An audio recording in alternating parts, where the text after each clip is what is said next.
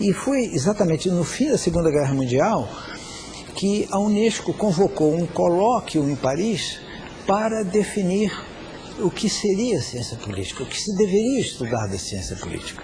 A partir de lá vieram as contribuições extraordinárias, notáveis, na década de 50, o primeiro grande livro sobre partidos políticos, é do Maurice Duverger, há uma enorme contribuição dos cientistas americanos, onde já havia escola de governo, né? E aí se disseminou, por quê? Se teve a consciência de que só a política é capaz de evitar a guerra, né? Para isso se criou um mecanismo de política internacional que é a Organização das Nações Unidas. Para quê? Exatamente para tentar evitar a guerra. Nem sempre tem conseguido, nem sempre tem sido sucesso, né? Tem tido sucesso. Mas é uma tentativa de tornar a civilização mais civilizada, né? E o mundo com melhores formas de convivência entre os povos, entre as diferenças, entre os homens, né? Enfim, entre as nações. Nesse processo de concretização da política como ciência, aí aconteceram os profissionais. Os profissionais da ciência política, os cientistas políticos, estão hoje inseridos nos governos e de que forma estão, se estão? Bom, de inúmeras maneiras. Você tem, na presidência da República, você já teve um sociólogo que é especializado, ele é doutorado em ciência política. Ele tem um doutorado em ciência política que nos Estados Unidos, que é o Fernando Henrique Cardoso.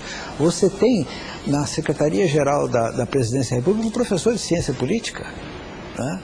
Que é conhecido, inclusive, tem obra.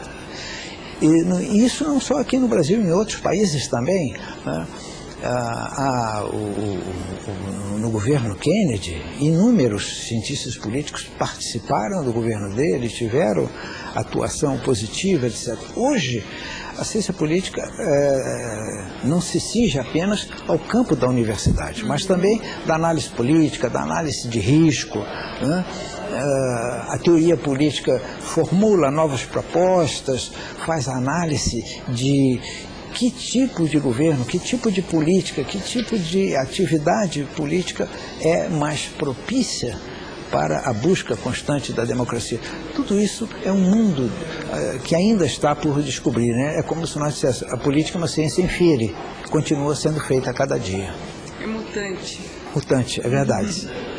Professor, nós estamos chegando ao finalzinho da nossa primeira aula, desse telecurso, que é uma série de 10 teleaulas. O que mais a gente tem que considerar nesse nosso primeiro encontro? O que mais é importante para que a gente saia daqui com uma noção muito clara de ciência política, suas contradições frente à filosofia, à sociologia, contradições ou não? Bom, não há contradições. O que há, na realidade, entre filosofia política, ciência política, sociologia política, psicologia política, é uma integração cada vez maior de um fenômeno que é o mais importante da história da humanidade. Por quê? O fenômeno da política diz respeito a todos nós. A política existe desde que o homem se civilizou. Agora, a ciência política é que é muito moderna, mas a filosofia política vem dos gregos. Não houve filosofia antes deles, filosofia política especialmente. Houve a partir do século VI, do século V antes de Cristo. E continuou existindo essa tradição do pensamento. Então nós temos que ter a consciência de que as coisas podem ser como querem os filósofos ou as coisas têm que ser como manda a realidade. Alguns querem transformá-la, outros querem reformá-la. Como decidir isso? Para isso é que existe a política. Quando fazer as transformações, quando manter aquilo que deu resultado. E quando transformar aquilo que não deu resultado e precisa ser transformado. Isso é de que cuida a política.